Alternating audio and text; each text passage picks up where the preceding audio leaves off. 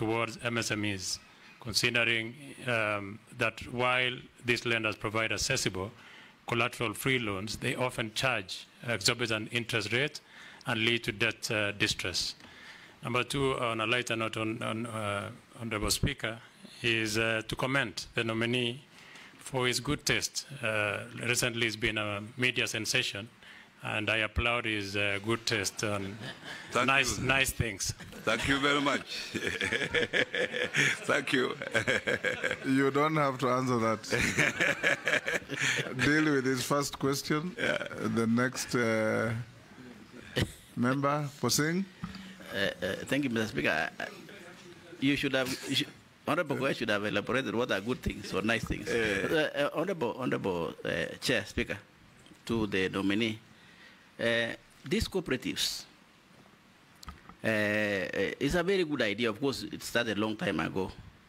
But these cooperatives are only centered around metropolis or towns or Nairobi, and maybe to few products like milk, little bit milk, but mainly coffee, you know.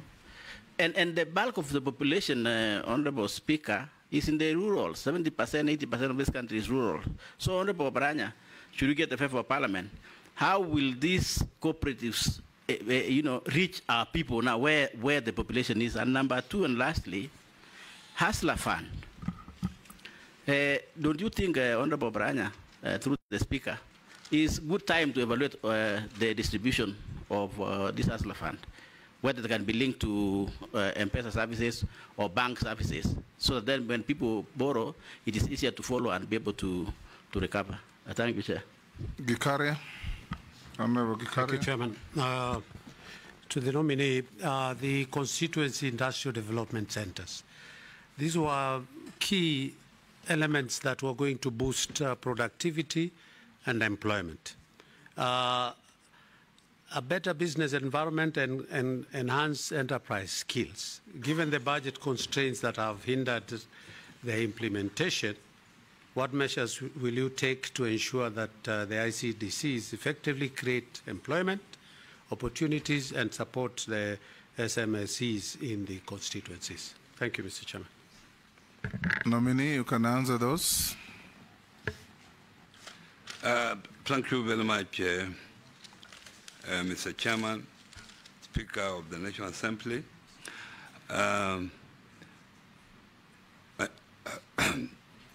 You asked about the Women Enterprise Fund, that it has now been digitalized. What I would say is that at the moment, I will not know what they have done on that fund until now I move in to see. But since you have now raised this question, it's one of the issues that I have to look into. But as you know, the world is now going digital. So the only thing that you can do to these women as a member of parliament, I think, is to sensitize them, let them have the smartphones, and there are organizations that can support in that area. I know because I have done that in my own county with the CHVs.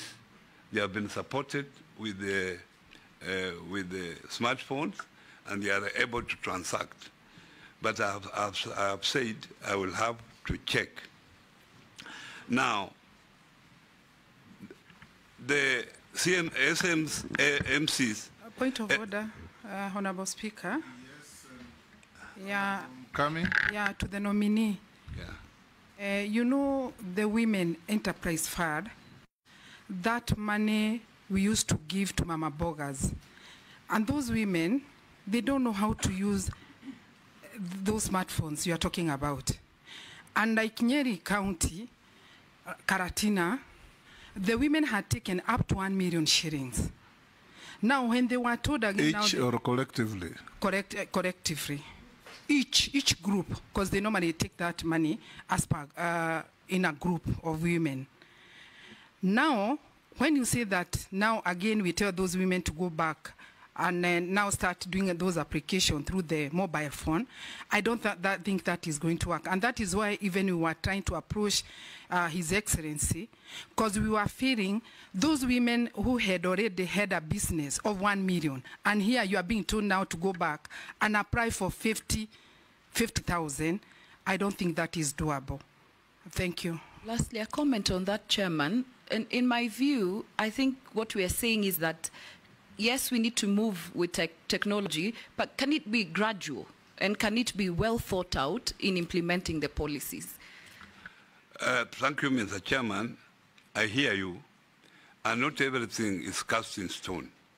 You have raised this issue, and if I go to the ministry, I'm going to take it up seriously. You don't need the president to be involved in such an issue. I think I can deal with it appropriately, because the president has more pressing issues than talking about women phones. Talking about women phones. Honorable Speaker, let him apologize. Women are the pillars of this country. No, I've said. He's answering an isolated question. He's not talking about women generally. I have answered specific to your question. The president should not be talking about phones. To protect the nominee, yeah, he had not finished what he was saying. He just said women, and because I'm close to him, he said women and their phones. Yeah, yes. I was. Rahab, Chairman, don't be oversensitive. Chairman, I wanted to tell Rahab that we should leave the president to more pressing issues that affect the country. These issues of women with the phones, this one I can deal with them if you give me a chance. Yeah, why are you nominating me if I cannot deal with such issues? I can deal with it effectively. Go to the next. Yeah. Yes, Junet. Yeah, I agree with him, but is the nominee insinuating that the gender docket also can be added to here, or what? That is with a light touch. Go on, answer the other questions. Now, the SMEs authority, there is an authority act. And as I have said earlier, these SMEs were scattered in various ministries. You could find some intervention in the Ministry of Youth, some intervention in the Ministry of Trade and Industrialization, some intervention in the Ministry of Water, etc. This is the first time that the President has thought it wise to put them into one ministry.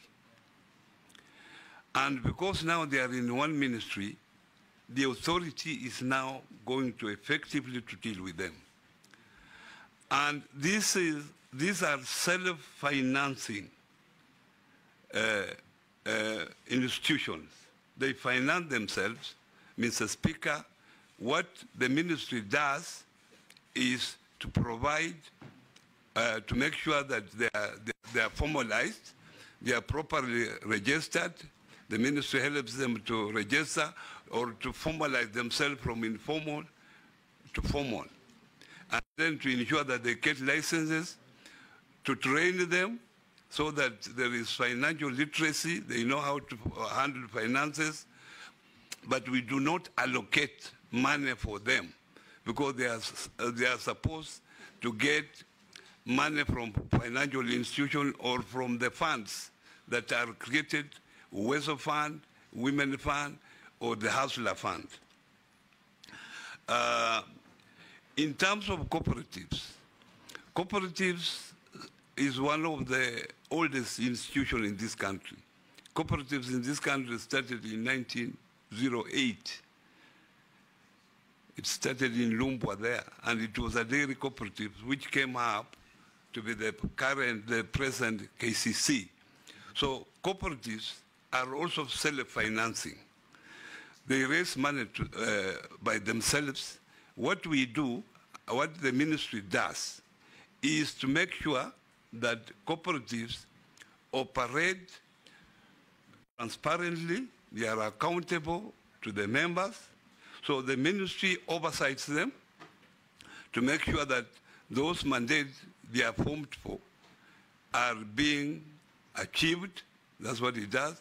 We also help them to access cheap funds, either from these other funds that are there, like the Hustler Fund.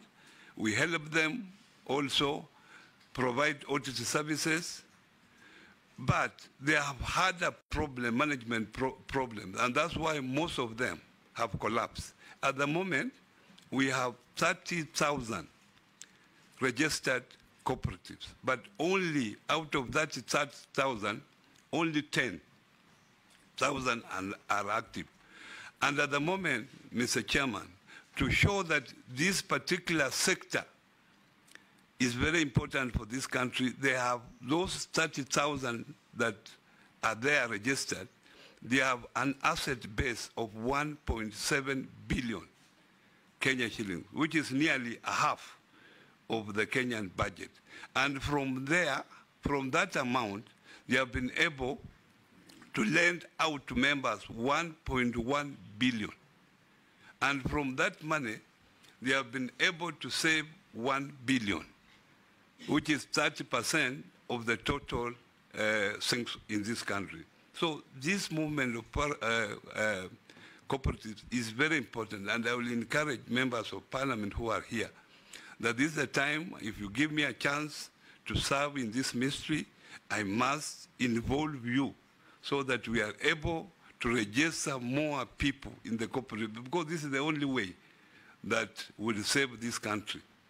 And that's why now cooperatives have become a pillar for micro and small enterprises. The cooperative is the base, and the SMEs are the pillar, because the SMEs are able to borrow from cooperatives for their either if they are for their personal development or for the development of the SME in question. Issues of punitive lenders as raised by Honorable Koech, this is known, it is there, and this is one of the factors that have made most of the cooperative collapse, because they access very expensive loans. They are not able to service those loans. Majority of them have collapsed because of the loans and because of course, mismanagement. And that's why the ministry is taking precautions to ensure that these cooperatives now come together and form a central liquidity facility where they all put their money, and if they want to borrow, then they will go and borrow in that central liquidity. Isn't that why the cooperative bank was set up? Yes. No, cooperative bank operates as a commercial bank at the moment. Why cooperative bank is owned by the cooperative movement, 65% of the shares, but it operates under the Banking Act. It operates under the Banking Act. So it is not treated as a cooperative as such. So it is out of that. But, Chairman, because it is owned by the cooperative, it supports cooperative movements on many other issues. Now, Honorable Singh raised the issue of cooperatives are only in towns. I can assure you that cooperatives are everywhere. Now, you have to actually cooperative, even the mamambogas come together, the table banking, that is part of actually cooperation.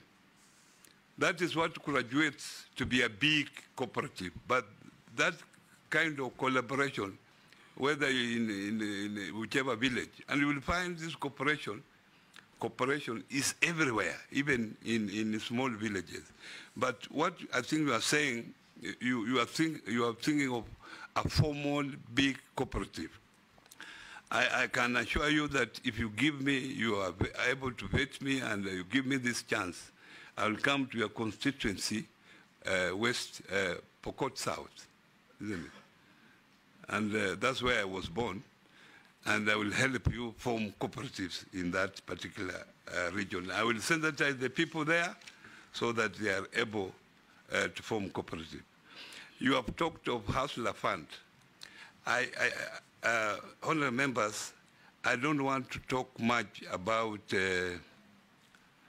Hustler Fund. I've clearly committed myself that as I go to the ministry, I will look at the various issues, because a fund like that losing 12 billion in a short period, and this public money is an issue that as citizens of this country we should get worried of. The idea is good, but the problem was the way that it was implemented. So the last question that I was asked is about constituency industrial development center.